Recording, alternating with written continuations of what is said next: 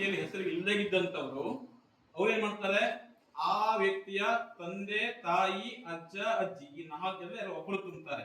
ಓಕೆನಾ? For example ಒಬ್ಬ ವ್ಯಕ್ತಿ, ಇದೇ ವ್ಯಕ್ತಿ ಅಂತ ಇಟ್ಕೊಳ್ಳೋಣ. ಈ ವ್ಯಕ್ತಿ ಏನ್ ಮಾಡ್ತಾರೆ, ಅವರ ಹೆಸರು ಇರಲಿಲ್ಲ, ಅವರ ತಂದೆ ಹೆಸರು ಇತ್ತು ಅಂತ ಹೇಳಿ ಮೊದಲನೇ ಕಾಲಮ್ ಅಲ್ಲಿ ತಂದೆ ಹೆಸರು ಬರೀತಾರೆ ಅಲ್ವಾ? ಹೆಸರು ತಂದೆ ಬರೀತಾರೆ. ಎಪಿಕ್ ಕಾರ್ಡ್ ಇದ್ರೆ ಅದು ಬರೀತಾರೆ ಅಂತಂದ್ರೆ ಇಲ್ಲ. ಸಂಬಂಧಿ ಹೆಸರು ಸಾಮಾನ್ಯವಾಗಿ 2002ರ ರೂಲ್ ಅಲ್ಲಿ ಅಲ್ಲಿ ತಂದೆ ಹೆಸರು ಇದ್ದ ಮೇಲೆ ಸಂಬಂಧಿ ಹೆಸರು ಯಾವ್ದಾಗಿರ್ತದೆ, ಅವಾಗ ತಂದೆದು ತಂದೆ ಇರ್ತಾರೆ ಅಲ್ವಾ? ಒಂದ್ ವೇಳೆ ಹೆಂಗಸಾಗಿದ್ರೆ ಏನಾಗಿರ್ತದೆ, ಒಂದು ಗಂಡ ಆಗಿರ್ತದೆ, ಇಲ್ಲ ಮದುವೆ ಆಗದೆ ಇದ್ರೆ ತಂದೆನೂ ಕೂಡ ಆಗಿರ್ಬೋದು. ಈಗೆಲ್ಲ ತಂದೆ ಬರ್ದಂತ ಅಜ್ಜನ ಇರ್ತದೆ, ತಂದೆಯ ತಂದೆ ಅವ್ರ ಹೆಸರು ಬರೀತಾರೆ. ಈಗ ತಂದೆಗೂ ತಂದೆಗೂ ಅಜ್ಜನ ಸಂಬಂಧ ಏನಲ್ಲಿ ತಂದೆ ಮಗನ ಸಂಬಂಧ, ಈಗ ತಂದೆ ಬರೀತೀವಿ. ಪ್ಯೂರ್ಲಿ ಇದು 2002 ಮತದಾರರಲ್ಲಿ ಹೇಗಿರುತ್ತಲ್ವಾ ಅದೇ ರೀತಿ.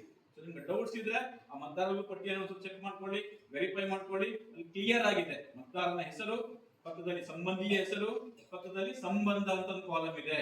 ಅದ್ರಲ್ಲಿ ಹೇಗಿದೆಯೋ ಹಾಗೆ ಬರೀಬೇಕು. ಕ್ಲಿಯರ್? ನೆಕ್ಸ್ಟ್ ಅಲ್ಲಿ ಏಜ್ ಇದೆ, ಎಪಿಕ್ ಕಾರ್ಡ್ ಇರುತ್ತೆ ಅಷ್ಟೇ. ಕ್ಲಿಯರ್? ಮತ್ತೆ ಯಾವ ಡೌಟ್ಸ್ ಕೊಡುವಂತದ್ದು ಅವತ್ತೂ ಇಲ್ಲ. ಬಟ್ ವಿಎಲ್ಒ ಕೂಡ ಮಾಡೋರು ಬೇರೆ ಇದನ್ನ ಮಾಡ್ಕೊಳ್ತಾರೆ. ಸೊ ಇಷ್ಟನ್ನು ಕೊಡ್ತಾರೆ.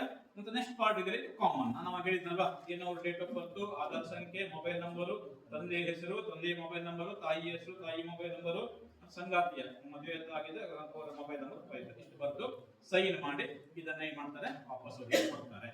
ಇದು ನಾವು ತುಂಬಬೇಕಂತ ಇಲ್ಲ. ಯಾವುದು? ಇದನ್ನ ನಾವು ತುಂಬಬೇಕಂತ ಇಲ್ಲ.